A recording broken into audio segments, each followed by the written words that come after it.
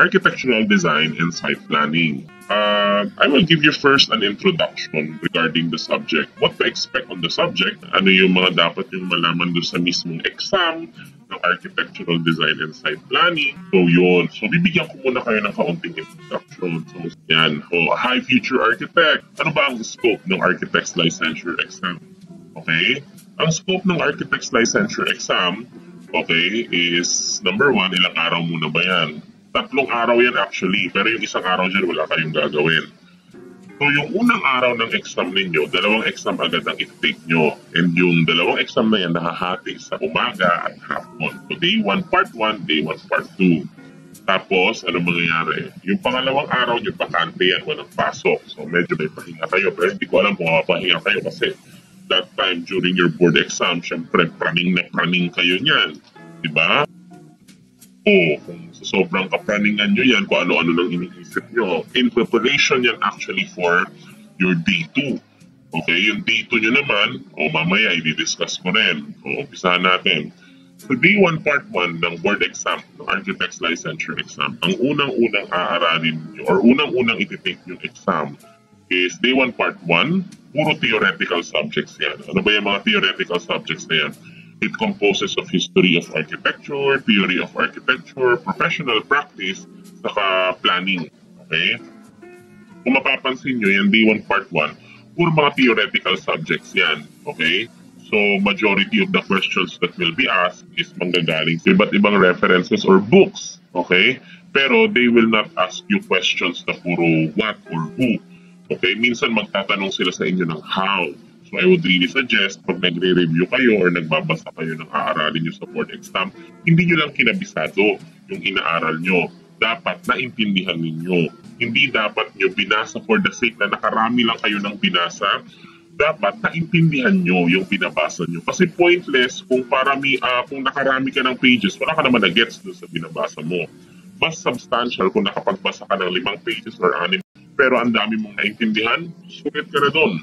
Okay? So yun. So theoretical ang day 1 part 1. So yung exam nyo sa day 1 part 1, most likely nasa 100 to 120 items yan. So medyo kaunti lang yung items ng exam. So medyo mahirap yun kung kaunti lang yung items ng exam. Bakit? Pag kaunti lang kasi yung items ng exam, mahirapan kang maghatak ng grade just in case maraming questions na medyo mahirapan ka or mga mali yung sagot mo. Bakit? Kasi imagine 100 items lang yung exam, tapos nagkamali ka sa 10 items. 90% na lang agad yung grade mo. Buti kung halimbawa 10 lang yung mali mo. Diba? Paano kung halimbawa 20 ka? Ilan na lang yan? 80%. Buti kung 20 lang. Paano kung 25 ang mali mo? 75. Paano mo hahabulin yung mga items na, okay, mali mo? Paano mo siya hahabulin? Konti lang yung items ng exam, 100 lang. Huwag nyo ipagdadasal yung exam na kaunti lang ang questions. Maganda marami siya. Bakit? Para kung may mali ka doon sa isa, marami kang paghuhugutan ng pwedeng correct answers. Okay? So, day 1 part 1, okay? Yan yun. Kakasahan nyo na sa 100 to 120 items. So, day 1 part 2 naman, yan naman yung medyo technical subjects. Kung theoretical yung isa, ito naman yung mga technical subjects. Okay? Andiyan dyan naman yung building tech, building utilities, at structural conceptualization. Okay? Yung building tech, utilities, at structural conceptualization, huwag kayong masyashock kasi yung number of pages yan as far as I can remember, nung nag-exam ako sa mga sumunod na nag-exam sa akin, usually nasa 20 pages yan. Bakit 20 pages? Kasi sa 20 pages na yan, 6 dyan yung questions lang, yung set of questions. Pero ay natitira. Yung natitirang pages, mga illustrations yan. Kaya dyan iti-test naman yung technical skills nyo. And actually pati yung experience nyo kung meron ba talaga kayo.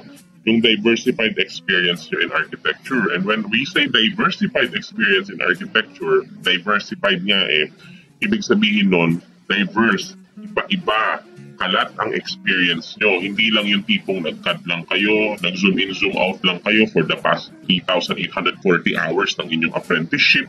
Diba? Dapat naging diverse sana ang experience nyo. Ibig sabihin, aside from doing CAD works or aside from doing drafting works, na-experience nyo din sana mag-job site, diba? Mag-field superintendents, makagawa ng contract documents, di ba? Maka-attend ng meetings, makagawa ng mga engineering layoutings, okay? Makagawa ng special allied profession works, di ba? O diversified dapat yung experience nyo kasi yan yung hinihingi doon sa 3,840 hours ninyo bago kayo mag-take ng board exam. Kung hindi nyo dinaya, diverse dapat yung naging experience nyo. Okay? Kasi ano ba ang mga lalabas na questions dito sa building tech utilities sa conceptualization? Doon sa mga sinabi ko sa inyo, natitirang papel doon sa exam kasi 20 yan mahigit tapos 6 lang dyan yung questions. Majority of the papers na nandoon na naka-attach ay mga illustrations, okay? Figure number 1, may image na ganito. Ano to? Okay, itatanong sa inyo. Ngayon, hindi nyo basta-basta yan makikita sa libro kasi you need your photographic memory. Tapos makikita nyo rin dyan sa mga natitirang pages na yan, yung iba't ibang types ng plan. Okay, ano ba yung mga working drawings? Okay, dapat marunong kayo magbasa ng working drawings. May power layout, ibig sabihin, at dyan yung mga pwesto ng outlet. Tinanong kami kung ilang pirasong outlet meron. Madali siyang gawin kung marunong ka magbasa ng plano. Paano kung hindi mo alam yung symbol ng convenience outlet? Di ba? Kung hindi mo alam yung symbol ng convenience outlet, paano mo babasahin ng tama yung plano? Okay? Kaya yun yung sinasabi ko sa inyo na dapat diversified ang experience ninyo. Diba? Kasi kung wala kang experience sa architecture, kung wala kang experience na nagtrabaho ka bago ka mag-take ng board exam, I can assure and guarantee you, mahihirapan ka talaga sa board exam. Ano pa yung dapat yung aralin dyan? Okay? Sana marunong kayo magbasa ng mga tables. Kasi for example, sa electrical and sa plumbing, yung mga inventory of fixture, marunong kayo sa electrical, for example, nung nag-exam kami, merong load schedule. Yung load schedule, nandiyan yung inventory ng mga outlet, nandiyan din yung mga voltahe, yung amperahe ng bawat outlet or bawat circuit, diba? Nandiyan. Sana marunong kayo bumasa ng load schedule. O, ano pa ba? For example, sa plumbing, meron kayong list of fixtures, table of fixtures, marunong kayo bumasa ng schedule of beams, schedule of columns, schedule of trusses, nandiyan. Okay? So, it's more on the technical and practical side yung day 1 part 2 naman. Okay? So, ano ang ina-expect natin dyan sa 120 to 150 items? Okay? O, yan. So, pero yung day 1 part 1, maniwala kayo sa akin, madali lang yan. Okay, madali lang siyang masasagutan pero hindi ko sinabing madali yung subject. 4 na oras yan I have a lot of time. Kaya if you have the time, use it wisely. Okay? Hindi naman paunahan din ang exam kasi ang tendency din ng iba, pag may nauunang matapos sa exam, nagkakandara na ba? Yung halimbawa may nakita silang naunang nagpasa, mapipressure na rin sila, magpapasa na rin sila agad. Pag nagpa-pressure kayo sa ibang estudyante na nag-e-exam din, okay, malay nyo pala, di ba kaya pala siya na unang magpasa or mabilis siya nagpasa kasi suko na siya, sinundan mo naman, di ba? Susuko ka na rin pala, yun pala ang gusto mo, di ba? So wag mo silang papansinin, wag ka ma-insecure sa kanila kung maaga sila natapos.